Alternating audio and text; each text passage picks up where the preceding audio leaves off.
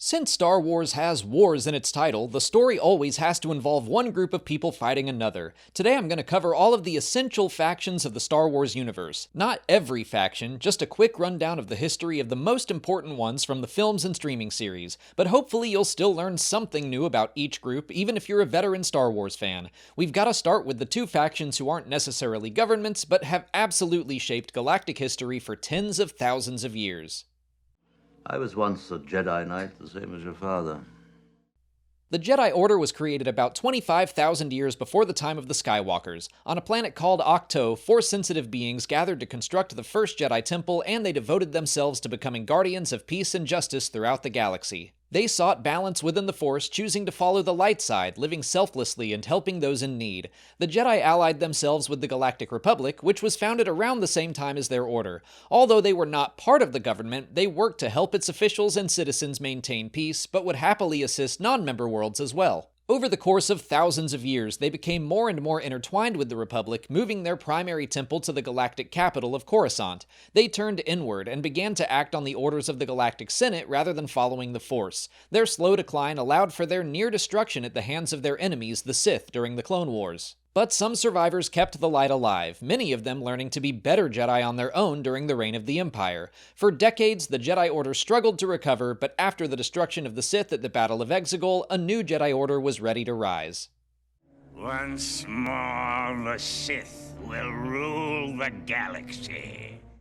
The Sith Order was created as a splinter group of the Jedi. They sought more power through the use of the dark side of the Force, and their initial split became known as the 100-Year Darkness. We don't know exactly when that took place, but the Star Wars Timelines book places it around 5,000 years before the time of the Skywalkers. Corrupted by the dark side, they conquered and enslaved worlds, establishing strongholds and temples on planets like Moraband, Exegol, and Malachor. They even took control of Coruscant for a time, building a shrine where the Jedi Temple would one day stand.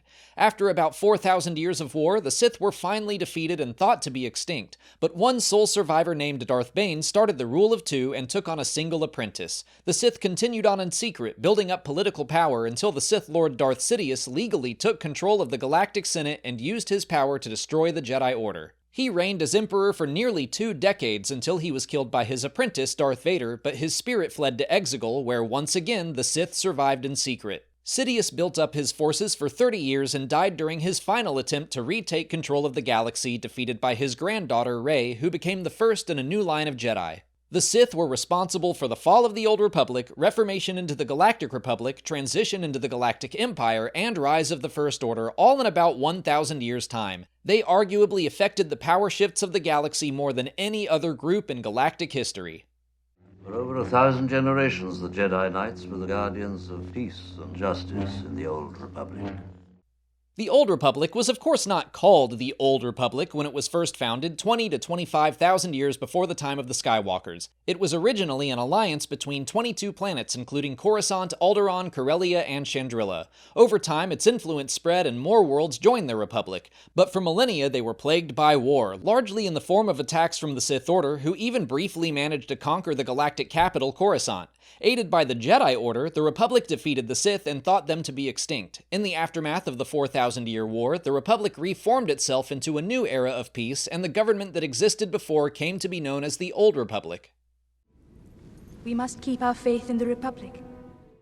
The Galactic Republic was formed out of the Old Republic about 1,000 years before the birth of Anakin Skywalker. For nearly that entire millennium, the galaxy experienced peace. That's not to say planetary or regional conflicts didn't arise, but there weren't any galactic-level wars similar to the Sith or Clone Wars. For 5 centuries, the Republic thrived and expanded, welcoming new worlds into an era of prosperity. This time became known as the High Republic, when both the Republic and the Jedi Order were at their height of power, influence, and idealism. But their decline would begin when a group of Outer Rim marauders called the Nihil terrorized a corner of the galaxy, opposing the Republic's spread.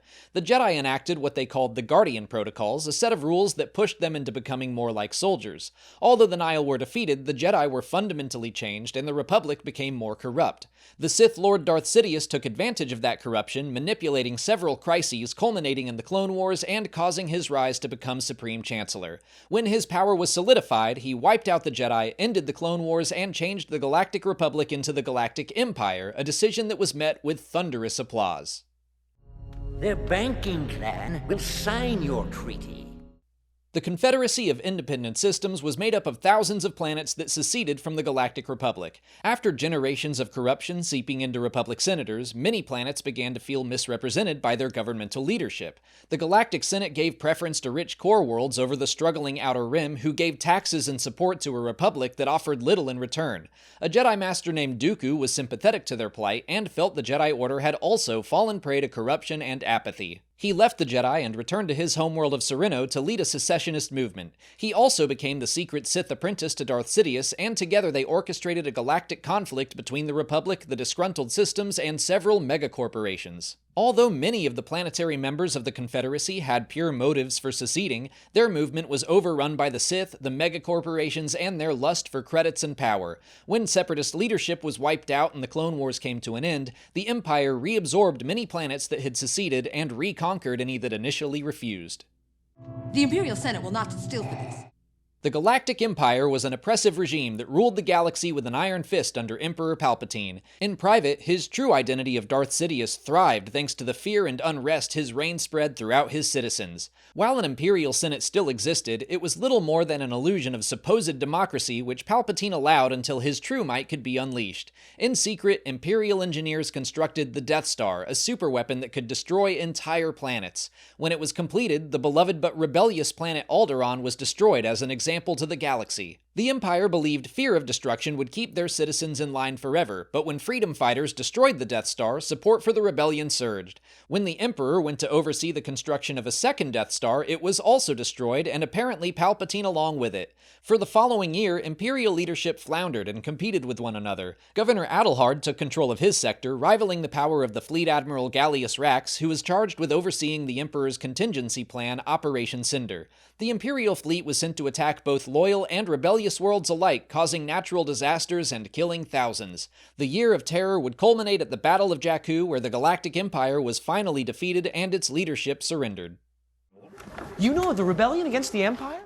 The Alliance to Restore the Republic, more commonly known as the Rebel Alliance, began forming almost immediately after the creation of the Empire. Freedom fighters like Saw Gerrera, who fought with the Republic against tyranny during the Clone Wars, saw the signs of oppression forming within the Empire. Cells of resistance popped up across the galaxy, and Emperor Palpatine welcomed them at first because they provided him an excuse to continue building weapons of war to fight against so-called insurgents or separatist holdouts. At some point, a man named Luthen Rael began working with the Chandrillan Senator Mon Mothma to create a network of those disparate cells across the galaxy. 17 years after the Empire's creation, Mothma would publicly denounce the Emperor after an event called the Gorman Massacre. She became an enemy of the state and went on the run with the help of a rebel cell called Phoenix Group. In orbit above the planet Dantooine, Mothma transmitted a message to the various cells urging them to join together as a unified group.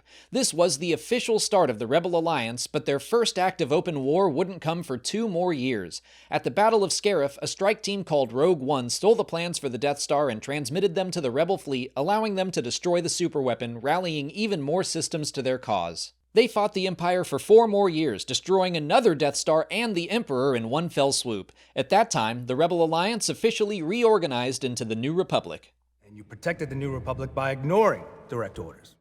The New Republic was founded almost immediately after the Battle of Endor and the death of Emperor Palpatine, although the Galactic Empire wouldn't surrender until after the Battle of Jakku 1 year later. Part of Palpatine's contingency plan was to bog down his enemies with bureaucracy by making every member of the Empire complicit in war crimes, from the highest-ranking generals down to the lowliest administrators. Mon Mothma chose to issue pardons to many Imperial citizens, but still held Imperial leadership accountable. She also passed the Military Disarmament Act, greatly limiting the galactic military in strong contrast with the Empire. The unfortunate side effect of that decision was a power vacuum felt especially strong in the Outer Rim, where piracy and lawlessness was rampant. An Imperial remnant grew in the remote regions of space, but was ultimately defeated. But it would appear that victory was in spite of many New Republic leaders, and not because of them. Senators like Hamato Ziono were happy to ignore growing threats of continuing war in favor of a false peace. The New Republic eventually split into 2 parties, centrists who favored a strong primary government, and populists who preferred planetary rights. Many centrist senators secretly supported the rise of the First Order, assisting the successors of the Galactic Empire in consolidating power and resources until they destroyed the New Republic fleet and its Senate on Hosnian Prime. The New Republic will increase their efforts to hunt us down. The Imperial Remnant was made up of the surviving generals, admirals, moffs, and other members of Imperial leadership who refused to surrender after the Battle of Jakku. While the New Republic struggled to maintain peace in the core and inner regions of the galaxy, Imperial warlords carved out new territories for themselves. While many of them worked independently for their own power, several continued to cooperate as a Shadow Council. They worked on secret operations like Project Necromancer and shared resources while they waited for a new clear commander to lead them. That person became Grand Admiral Thrawn, who was lost in another galaxy for much of the Galactic Civil War. He was found and returned to take control of the Imperial Remnant 4 years after the Battle of Jakku. It's currently unknown how successful his campaign against the New Republic was, but we do know that Thrawn and the Remnant were eventually defeated. There is no fight against the First Order, not one we can win. The First Order rose from the ashes of the Galactic Empire and its remnants. After the Battle of Jakku, many Imperials were given coordinates into the unknown regions where they rendezvoused with the Emperor's super star destroyer, the Eclipse. In the far reaches of space, they rebuilt and reorganized. At least some of their members, like Brendel Hux, continued to work with the Imperial Remnant Shadow Council. They survived the dangers of the unknown regions thanks to a mysterious being named Snoke, who took control of the faction, working as a puppet of Palpatine. Decades after the Battle of Endor, the First Order was known to the galaxy, although many members of the New Republic shrugged them off as a non-existent threat. But some senators actively offered the First Order financial aid and other resources, hoping for the return of a stronger, more imperialistic government. Countless young children were kidnapped and brainwashed into becoming stormtroopers. New Star Destroyers and superweapons were constructed. Although they were nowhere near the size of the Galactic Empire, the destruction of the New Republic fleet and Senate at their hands allowed them to swiftly take control of the major systems of the galaxy. Their rule under Supreme Leaders Snoke and Kylo Ren only lasted for a year until they were defeated at the Battle of Exegol. It's the Resistance. The Resistance was a small military force that fought against the First Order. While the fascist startup began its spread across the Outer Rim, the New Republic refused to acknowledge it as a serious threat, much the same way they initially ignored the Imperial Remnant. During her final days as a New Republic senator, Leia Organa saw the warning signs of their growing enemy and started the Resistance. It was not officially sanctioned by the New Republic, but did receive some support from the government in the form of outdated ships and starfighters. As soldiers and pilots of the New Republic Army and Navy began to witness the danger posed by the First Order, many of them chose to join an active role in the Resistance, often against the wishes of their superiors. After the destruction of the New Republic fleet and Senate, the small group of fighters were all that stood between the First Order and the rest of the galaxy. They were nearly wiped out themselves, but their example of hope spread until thousands of regular citizens joined the fight against the First Order and the Sith Eternal, defeating them both at the Battle of Exegol. Nothing will stop the return of the Sith!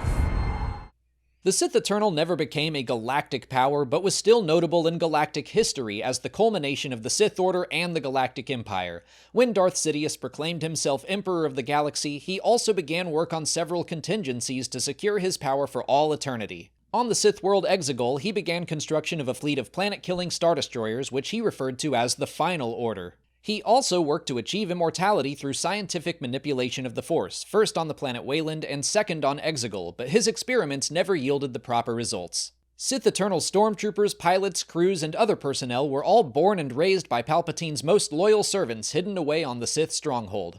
Sidious revealed his survival to the galaxy 3 decades after his apparent death, but he was defeated by the Jedi Rey with the help of the former Supreme Leader of the First Order, Ben Solo. His second death saw the final destruction of the Sith Order. Hopefully.